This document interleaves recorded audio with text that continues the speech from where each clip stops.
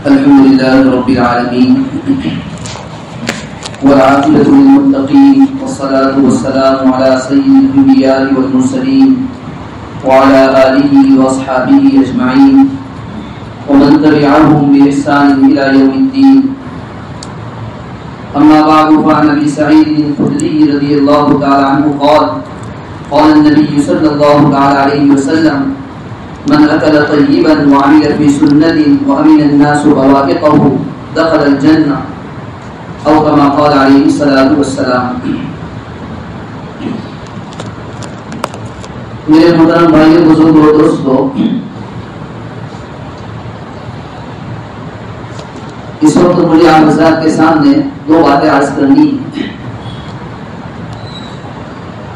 پہلی بات تو اس حدیث کے متعلق کچھ باتیں عرض کروں گا. چند ہفتہ پہلے بھی یہ حدیث میں نے آپ کے سامنے پڑھی تھی. اس حدیث کو روایت کرنے والے حضرت ابو سعید خدری رضی اللہ تعالیٰ عنہ ہیں. وہ فرماتے ہیں کہ نبی علیہ الصلوۃ والسلام نے ارشاد فرمایا: من اکل طیبا، جس آدمی نے حلال چیز کو کھایا، حلال رزق کو اپنایا، وعمل فی سنت، اور سنت کے مطابق عمل کیا، سنت کے مطابق زندگی گزاری، وامن الناس بوائقہ، اور لوگ اس کی تکالیف سے محفوظ رہے. اللہ کے نبی صلی اللہ علیہ وسلم فرما رہے یہ تین چیزیں جس کی زندگی میں آ گئی دخل الجنہ، وہ آدمی جنت میں داخل ہو جائے گا. دو چیزوں پر تو میں نے گفتگو کرنی تھی. اس حدیث سے ایک چیز تو یہ سمجھ میں آئی، آدمی حلال رزق کے لیے خوب کوشش کرے. دوسری چیز وعمل فی سنت، سنت کے مطابق عمل کرے، سنت کے مطابق زندگی گزارے. وامن الناس بوائقہ، لوگوں کو اپنی تکالیف سے محفوظ رکھے. دیکھو حدیث پاک میں نبی علیہ الصلوۃ والسلام نے ارشاد فرما رہے ہیں وہ آدمی جنت میں داخل ہو جائے گا جو آدمی زندگی اس طرح گزارے کہ اس کی ذات سے کسی کو بھی تکلیف نہ پہنچ نہیں پائے. ایک اور حدیث ہے، اللہ کے نبی صلی اللہ علیہ وسلم ارشاد فرما رہے المسلم من سلم المسلمون من لسانه ويده، کامل مسلمان وہ ہے جس کے ہاتھ اور زبان سے دوسرے لوگ محفوظ رہے، زندگی ایسے گزارے کسی کو کوئی تکلیف پہنچ نہیں پائے. بہت سے لوگ ایسے ہوتے ہیں کہ جب تک کسی کو تکلیف نہیں پہنچائی جائے گی یا تو ہاتھ سے یا زبان سے، تب تک انہیں نیند نہیں آتی. لوگوں کو پریشان کرنا، لوگوں کو حیران کرنا، بہت سے لوگوں کی زندگی ایسی گزرتی. تو نبی علیہ الصلوۃ والسلام تو ارشاد فرما رہے کہ کامل مسلمان وہ ہے جس کے ہاتھ اور زبان سے دوسرے لوگ محفوظ رہے. دیکھو اگر کوئی آدمی کسی کو تکلیف پہنچائے گا تو آدمی کافر تو نہیں ہو جائے گا. کوئی مفتی کوئی عالم اس کو کافر تو نہیں کرے گا. جیسے حدیث میں کہا گیا کہ جو آدمی نماز کو جان بوجھ کر چھوڑ دے وہ کافر ہو جائے گا. علماء نے کہا کافر تو نہیں ہوگا، کفر تک پہنچ جائے گا. اسی طرح وہ مسلمان جو کسی کو تکلیف پہنچاتا ہے کافر تو نہیں ہو جائے گا، لیکن یہ اس کا کام اتنا گناہگار ہے، اتنا بدتر ہے، یہ آدمی اتنا بدتر ہے کہ یہ آدمی مسلمان ہو ہی نہیں سکتا، مسلمان کی شان ہو ہی نہیں سکتی کہ وہ ایسی زندگی گزارے کہ کسی کو تکلیف پہنچائے. دین کے بہت سارے شعبے ہیں، عبادات ایک شعبہ ہے، اخلاقیات ایک شعبہ ہے، عقائد ایک شعبہ ہے، معاملات ایک شعبہ ہے، معاشرت ایک شعبہ ہے. اور بہت سے لوگوں کا حال یہ ہوتا ہے نماز کا خوب اہتمام ہو رہا ہے، عبادت کا خوب اہتمام ہو رہا ہے، نوافل کا خوب اہتمام ہو رہا ہے، لیکن اس کی معاشرت کو دیکھو. معاشرت کا مطلب یہ ہوتا ہے آدمی زندگی گزارنے میں ایک دوسرے کا محتاج ہے. شادی کرے گا، رشتے داروں کے ساتھ رہنا پڑے گا، کسی کے پڑوس میں رہے گا، پڑوسی کی بھی اس پر حقوق ہے، دوستوں کے ساتھ زندگی گزارتا ہے، دوستوں کی بھی کچھ حقوق ہے، اولاد ہے اس کے بھی کچھ حقوق ہے، سب کے حقوق. یہ زندگی معاشرت رہنے سہنے کا طریقہ ڈھنگ، یہ بھی ایک اخلاق ایک شعبہ ہے. نبی علیہ الصلوۃ والسلام نے جس طرح عبادات کے طریقے بتائے، عقائد کیا چیز ہے وہ بتائے. نماز کو قرآن کریم میں بیان کیا گیا ہے، لیکن نماز کس طرح پڑھا جائے گا قرآن کریم نے اس کو بیان نہیں کیا ہے. لیکن معاشرت کا شعبہ اتنا اہم شعبہ ہے، نبی علیہ السلام نے بھی وقتاً فوقتاً بیان کیا، اور قرآن کریم کے اندر کئی رکوع کے اندر یہ بیان کیا گیا ہے کہ زندگی کس طرح گزاری جائے گی. آدمی گھر میں داخل ہوگا، کیسے داخل ہوگا؟ کیا کسی کے گھر میں ایسے ہی بغیر سلام کے داخل ہو گیا، بغیر اجازت کے داخل ہو گیا؟ اپنے بڑی بچوں کے ساتھ رہے گا، کس طرح زندگی گزارے گا؟ شوہر کے حقوق کیا ہے، بیوی کے حقوق کیا ہے، اولاد کے حقوق کیا ہے، عورت کے ساتھ کس طرح برتاؤ کیا جائے گا، نبی علیہ السلام نے اس کو بھی بیان کیا ہے.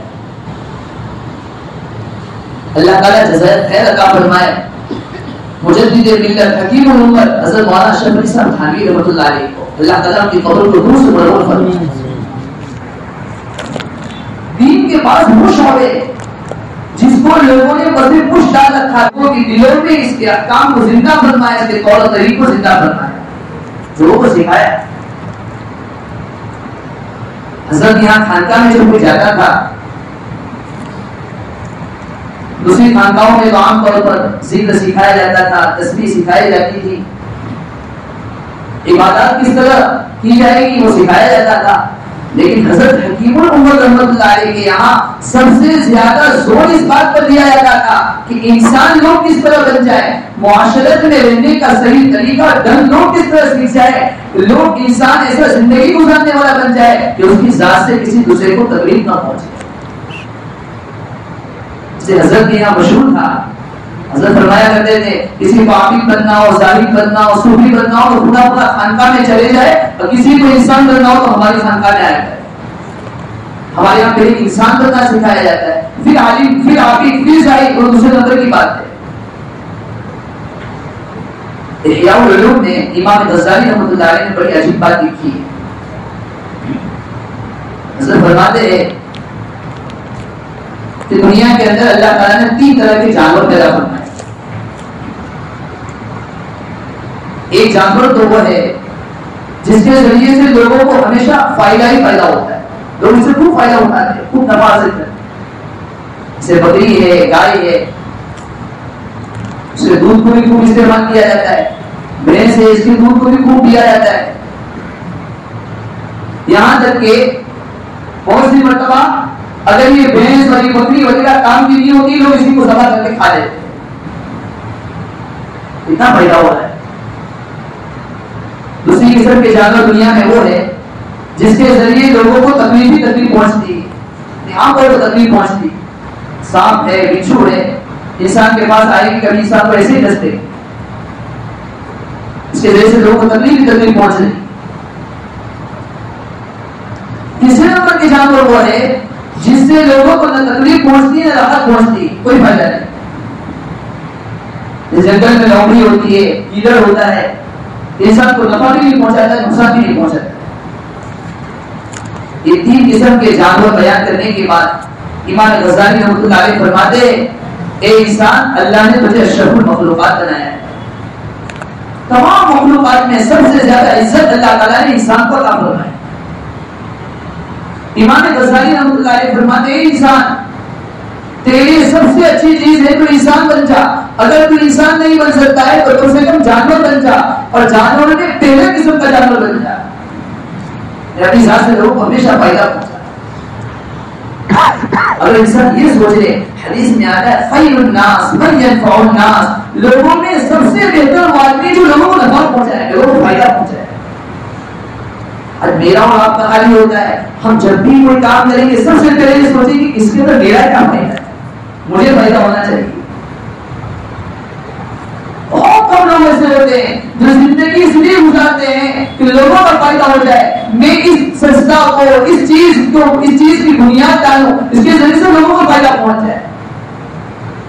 اگر تاجر تجارت کرتے ہو تو یہ سوچ لے کہ میں اپنے نفع کے ساتھ ساتھ اس لیے تجارت کر رہا ہوں کہ میرے ایک غریب بھائی کا فائدہ ہو جائے گا، میرے ایک محلے کے ایک آدمی کا فائدہ ہو جائے گا. میں اس لیے تجارت کر رہا ہوں کہ اس کے ذریعے مجھے تو کچھ نفع مل جائے، لیکن اوروں کے مقابلے میں کچھ کم نفع لے کر، کچھ اور سستا کر کے بیچ رہا ہوں تاکہ میرے مسلمان بھائیوں کا فائدہ ہو جائے. ایسا سوچنے والے بہت کم ہوں. پہلے نمبر کا انسان بن جا، لوگوں کو ہمیشہ فائدہ ہی فائدہ، نفع ہی نفع. مخلوق اللہ کا کنبہ ہے. حدیث میں فرمایا گیا الخلق عیال اللہ فحق الخلق الی اللہ من احسن الی عیالہ. مخلوق اللہ کا کنبہ ہے. اللہ کے نبی صلی اللہ علیہ وسلم فرمائے مخلوق میں اللہ کے نزدیک سب سے زیادہ پسندیدہ وہ آدمی ہے جو اس کے عیال کے ساتھ، اس کے کنبے کے ساتھ، یعنی مخلوق کے ساتھ محبت کرنے والا، پیار کرنے والا. لوگوں میں محبتوں کو خوب بانٹے، لوگوں کو خوب فائدہ پہنچائے. اگر تو پہلے نمبر کا جانور نہیں بن سکتا ہے، امام غزالی رحمۃ اللہ علیہ فرماتے ہیں کہ تیسرے نمبر کا جانور بن جائے. کیا مطلب؟ نہ کسی کو کوئی نفع پہنچانا ہے، نہ کسی کو کوئی نقصان پہنچانا ہے، اپنی زندگی گزارو. کسی کو نقصان نفع نہیں پہنچا سکتے تو کم سے کم نقصان تو نہ پہنچاؤ. اور امام غزالی رحمۃ اللہ علیہ فرماتے ہیں اگر تو ان دو قسموں کے جانور میں داخل نہیں ہوا تو یاد رکھ تو تیسرے قسم کے جانور میں داخل ہو جائے گا. یعنی تو ایسا انسان بن جائے گا، ایسا جانور بن جائے گا جس کے ذریعے سے لوگوں کو خوب نقصان پہنچ رہا ہے. سانپ بچھو کی طرح ہے. دیوے میں اور سانپ بچھو میں کیا فرق ہے؟ اپنی زندگی میں غور کرے. میں کسی کے پڑوس میں رہ رہا ہوں، کسی کے ساتھ رہ رہا ہوں، اپنی معاشرے کے ساتھ رہ رہا ہوں، اپنے رشتہ داروں کے ساتھ رہ رہا ہوں، میری ذات سے کسی کو تکلیف تو نہیں پہنچ رہی. میرا پڑوسی میرے پڑوس میں رہ کر 10 سال سے زندگی گزار رہا ہے. کہیں ایسا تو نہیں میرے گھر کے باہر پانی چھانٹنے سے، پانی ڈالنے سے، میرے گھر کے باہر کچرا ڈالنے سے، میرے زور سے پڑھنے سے، میرے زور سے آواز کرنے سے، میرے گھر میں کھوپنے سے، میری عمارت بنانے سے، میرے گھر میں شادی ہونے سے کیا میرا پڑوسی ناراض تو نہیں ہے؟ میرے پڑوسی کو تکلیف تو نہیں پہنچ رہی؟ اور وہاں سے شام اور دمشق کے اندر پہنچے، گھر پر دستک کی، دروازہ کھولا، پوچھا گیا کیسے آنا ہوا؟ جابر رضی اللہ عنہ نے فرمایا کہ میں نے لوگوں سے سنا ہے کہ آپ کے پاس ایک حدیث ہے تہجد کی فضیلت کے سلسلے میں، اور آپ نے بلا کسی واسطے کے جناب نبی کریم صلی اللہ علیہ وسلم سے حدیث سنی ہے. میں حدیث سننے کے لیے آپ کے پاس آیا. صحابی کہتے ہیں کہ صرف حدیث کو سننے کے لیے آپ آئے؟ ہاں میرا کوئی اور مقصد نہیں ہے. وہ صحابی جنہوں نے حدیث سنی تھی وہ کہنے لگے وہ حدیث تو میں آپ کو بعد میں سناؤں گا، پہلے میں آپ کو یہ حدیث سناتا ہوں. نبی علیہ الصلوۃ والسلام نے فرمایا جو آدمی علم کے لیے سفر کرتا ہے اس کا مقصد صرف اور صرف اللہ کی رضا مندی ہے. اللہ تبارک و تعالیٰ اس کی مدد فرماتے ہیں. یہ حدیث سنانے کے بعد انہوں نے وہ حدیث جو تہجد کی فضیلت والی حدیث تھی ان کے سامنے پیش کی. جب یہ حدیث سن لی صحابی جانے لگے تو وہ صحابی جنہوں نے یہ حدیث نبی علیہ الصلوۃ والسلام سے سنی تھی انہوں نے کہا کہ آپ پہلے کھانا کھا کر یہاں سے تشریف لے جائیں. کتنا پیارا جواب دیا. جابر رضی اللہ عنہ نے فرمایا میں کھانا کھانے کے لیے نہیں آیا ہوں، میرا مقصد یہ ہے کہ پورا کا پورا یہ سفر اللہ سے اللہ کے علم کو حاصل کرنے کے لیے گزر جائے. میں نے حدیث کے لیے سفر کیا ہے، بس میرا مقصد یہی ہے، میں کھانا کھانا نہیں چاہتا ہوں. یہ حدیث سنی اور فوراً تشریف لے جائے. ہمارے علماء نے حدیث کو حاصل کرنے کے لیے اتنی محنت کی. امام مسلم رحمۃ اللہ علیہ جن کی کتاب ہمارے مدارس کے تمام مدارس کے اندر پڑھائی جاتی ہے، ایک مرتبہ کسی نے ان سے سوال کیا، سوال کا جواب سوچنے لگے، کئی کتابیں کھنگال ڈالی. ایک طرف ان کی خدمت میں کسی نے کھجوریں لا کر پیش کر دی، کھجوریں کھاتے رہے، مطالعہ کرتے رہے، کھجوریں کھاتے رہے، سوال کا جواب تلاش کرتے رہے. رات کسی حالت میں گزر گئی، پوری کی پوری کھجور بھی ختم ہو گئی، لیکن کھجوریں کتنی کھائی یہی پتا نہیں چلا. اسی حالت میں چونکہ حد سے زیادہ کھجوریں کھا لی تھی، اسی حالت میں ان کا انتقال ہو گیا. دیکھو یہ علم اس طرح ہم تک پہنچا ہے. حضرت امام اعظم ابو حنیفہ رحمۃ اللہ علیہ کے بڑے شاگرد تھے امام محمد بن حسن رحمۃ اللہ علیہ. یہ حضرات ایسے ہیں جنہوں نے جن کی ہم فقہ حنفی کو ہم نے اپنایا ہوا ہے، یہ فقہ حنفی کے ہم تک پہنچنے میں بھی ان لوگوں کی بڑی قربانیاں ہیں. امام محمد بن حسن رحمۃ اللہ علیہ فرماتے تھے کہ میں ہمیشہ فجر کی نماز اپنے استاد امام ابو حنیفہ رحمۃ اللہ علیہ کے یہاں پڑھا کرتا تھا، اور صرف اس لیے پڑھا کرتا تھا کہ امام ابو حنیفہ رحمۃ اللہ علیہ فجر کے بعد کچھ مسائل بیان کرتے تھے، اگر کبھی میں نہ پہنچ سکا تو کہیں ایسا نہ ہو کہ مجھ سے کوئی مسئلہ چھوٹ جائے۔ ہمیشہ وہی مسجد میں نماز پڑھتے تھے۔ ایک مرتبہ امام اعظم ابو حنیفہ رحمۃ اللہ علیہ کے درس میں بیٹھے ہوئے تھے، کسی نے آ کر بتایا کہ آپ کے بیٹے کا انتقال ہو گیا ہے۔ سوچنے لگے کیا کروں، اگر یہاں سے چلا جاؤں گا امام اعظم ابو حنیفہ رحمۃ اللہ علیہ کا سبق چھوٹ جائے گا، درس چھوٹ جائے گا،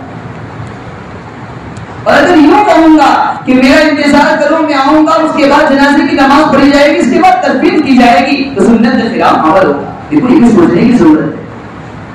آج کسی کا انتقال ہو جاتا ہے، کوئی بمبئی میں رہنے والا ہے، کوئی بمبئی سے یہاں آ کر کتنا انتظار کرتے ہیں، حالانکہ مردے نے زندگی ایسی گزاری ہے کہ کبھی سنت کے خلاف عمل نہیں کیا، لیکن وہ دنیا سے چلا جاتا ہے، اس کے ساتھ ہم برتاؤ ایسا کرتے ہیں کہ فلاں رشتے دار آ رہا ہے، فلاں باپ آ رہا ہے، فلاں رشتے دار، فلاں بیٹا آ رہا ہے، اس کے انتظار میں ایک دن کا جنازہ پڑا ہوا ہے، وہ ایسے یہاں پر رکھا ہوا ہے، حالانکہ رکھنے سے اس کی ذات کو کوئی فائدہ نہیں۔ مولانا محمد بن حسن رحمۃ اللہ علیہ نے سوچا کہ اگر یہ خود پڑھوں گا تو سنت کے خلاف ہوگا، یہاں سے چلا جاؤں گا تو میرا سبق چھوٹ جائے گا۔ محمد بن حسن رحمۃ اللہ علیہ نے فرمایا کوئی حرج کی بات نہیں، اس کو تجہیز و تدفین کا انتظام کیجیے، غسل کا انتظام کیجیے، اس کی جنازے کی نماز کا انتظام کیجیے اور سنت کے مطابق اس کی تدفین کر دو۔ تو یہ سوچا کہ میرا سبق نہ چھوٹ جائے، میرا درس نہ چھوٹ جائے۔ ایسے تو کئی واقعات ہیں، انشاءاللہ کبھی اس پر بھی تفصیل سے روشنی ڈالوں گا۔ کہنے کا خلاصہ اور منشا یہ ہے کہ یہ علم جو ہم تک پہنچا ہے یہ علماء کے واسطے سے پہنچا ہے۔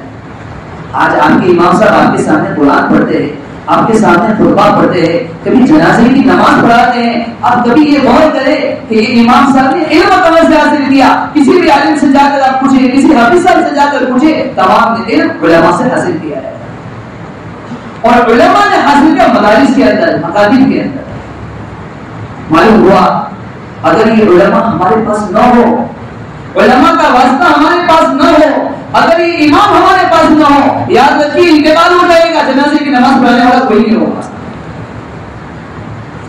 رشتے کی بات ہوگی، نکاح پڑھانے والا کوئی نہیں ہوگا، تراویح پڑھانے والا کوئی نہیں ہوگا۔